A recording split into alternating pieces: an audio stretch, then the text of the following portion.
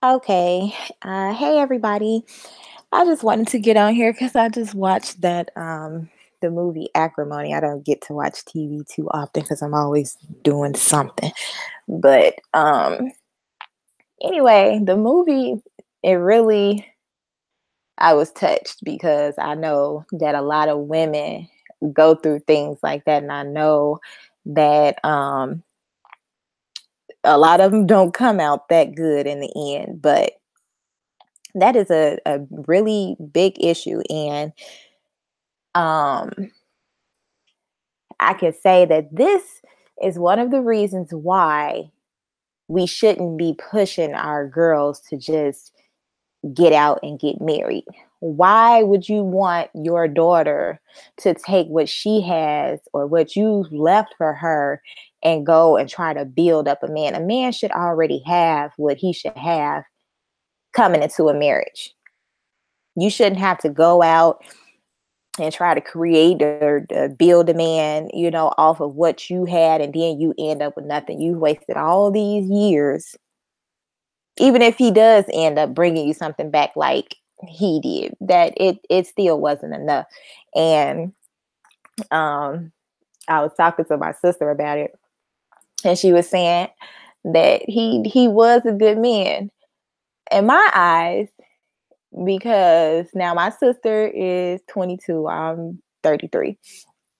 So I've been married for 10 years to somebody like that, but never made it. So it was even worse. But it's a big thing. You don't want your child to have to go through that. So ladies, just be careful to teach your daughters and even teach your sons. Don't go into a relationship, not having nothing. You can't want to have a wife and don't have nothing. This is no point. What I don't understand what the point is of two people getting together if they can't grow together. Now I hear a lot of different people saying things like, well, if that man was broke when you got with him, then you supposed to stay with him till he get up. And what if he never does? Then what? Then what do you do? You've wasted your whole life waiting for somebody that you more than likely knew wasn't going to make it. At least this guy, at least he was going to school, even though he did take advantage of her and, did what he did. It kind of reminded me of my situation that I had been through. I was going to school, I was working, but I had children in the process. So it was even harder. And I didn't have a family member pass, and it was left money. So these are things that I just had to do and struggle with. And growing up in church, you're thinking like, why should I? There's really no point in leaving. Like, this is the man I have my kids by, and we're supposed to be together forever. God doesn't like divorce, so I guess I'm just supposed to be here forever, be miserable and struggle forever. I don't think that's I don't think that's what God wants for us. But I just want you sisters to really think about what happened in this movie.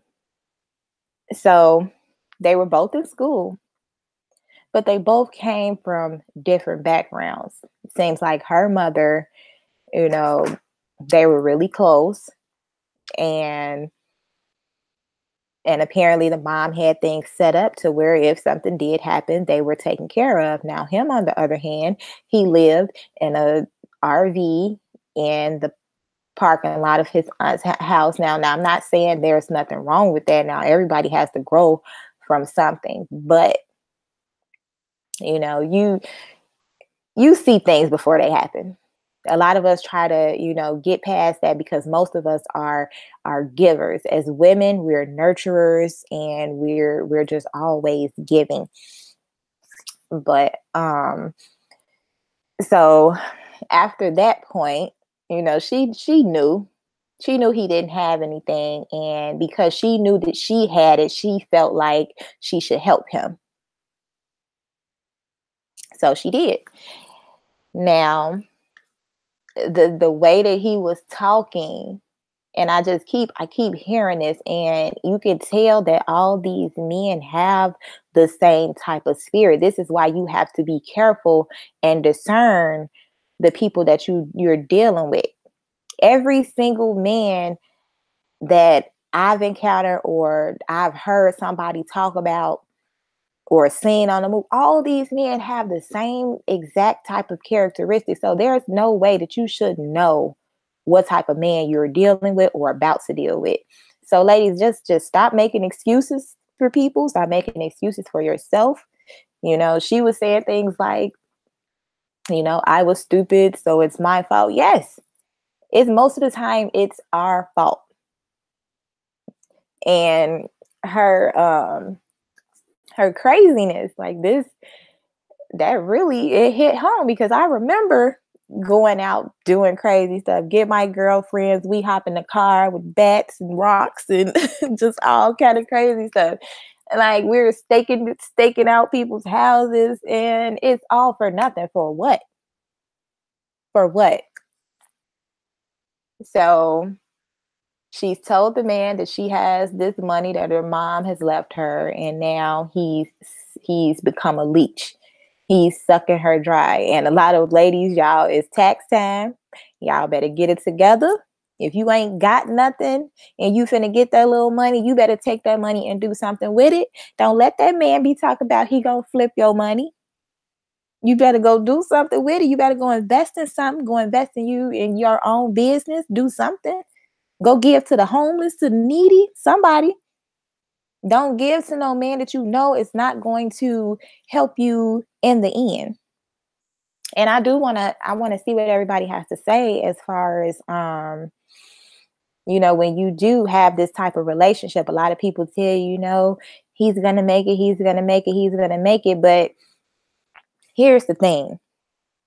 We do this, we get into a relationship, the man cheats.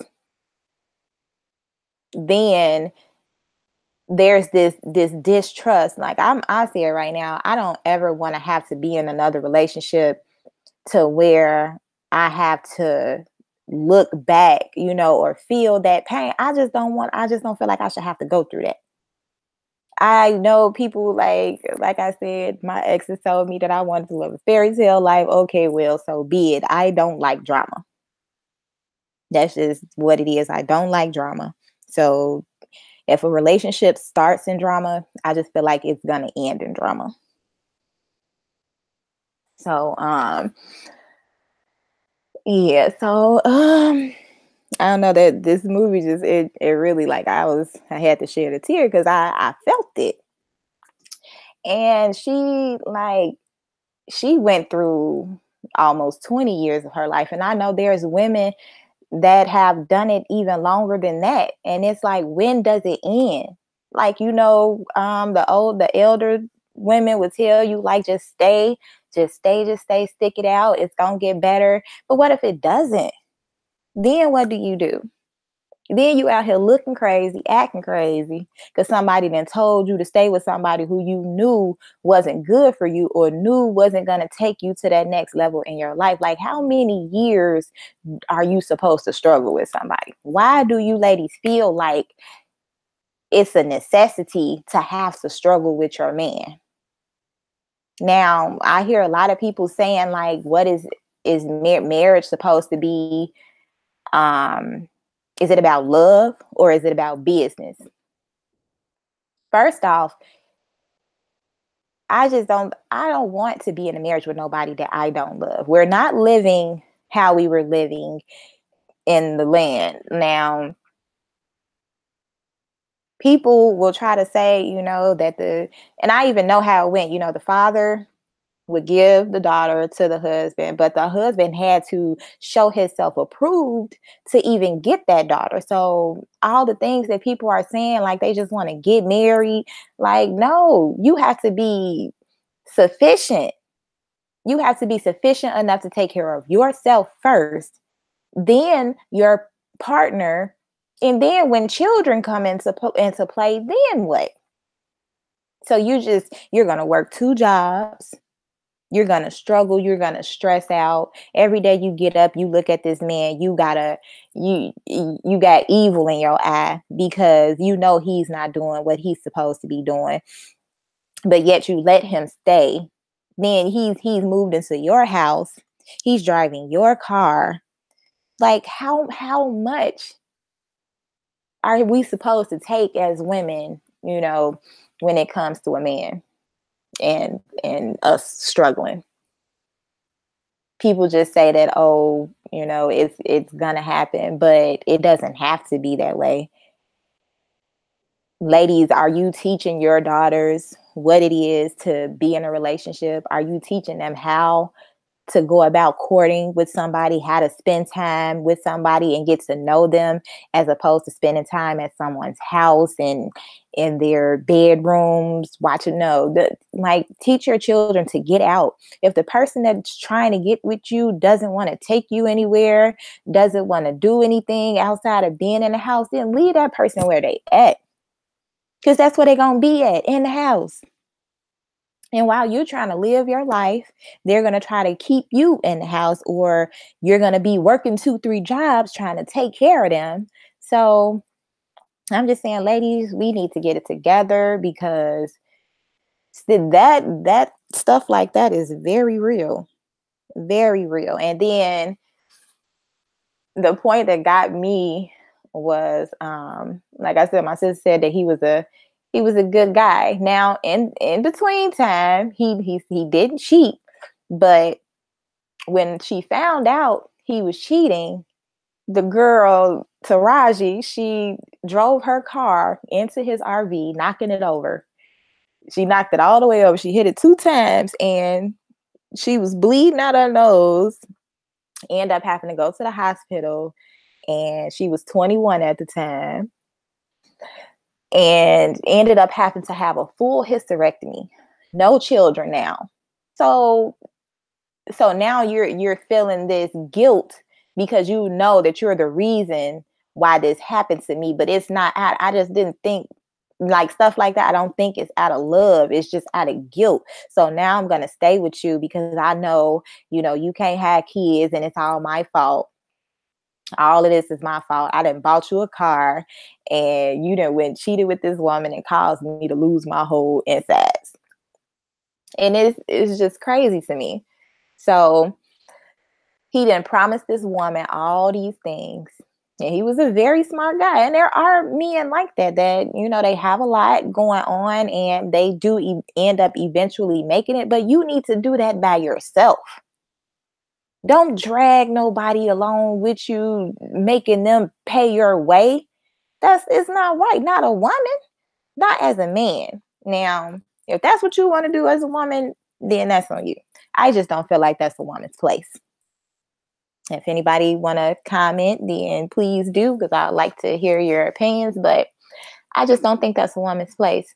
And so he promised her all these things, and then he comes back in contact. It's so funny how the same woman who he cheated with ended up being the secretary of the man who he's been trying to get in contact with all these years so he can make his big hit.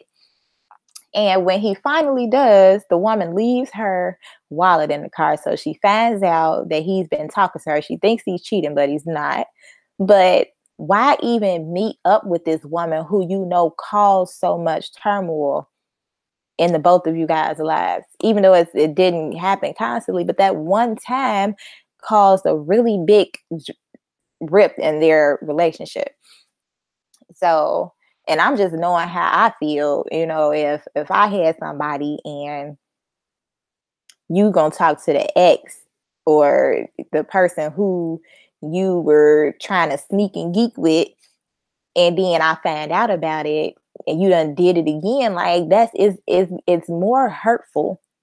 Like, if it was any other woman, she probably wouldn't have even cared, but that woman right there was the one that was going to take her over the top. So after they got the divorce, And the divorce came because she felt like he should have took the deal, the first deal, which was for $800,000, because her mom left her $350,000.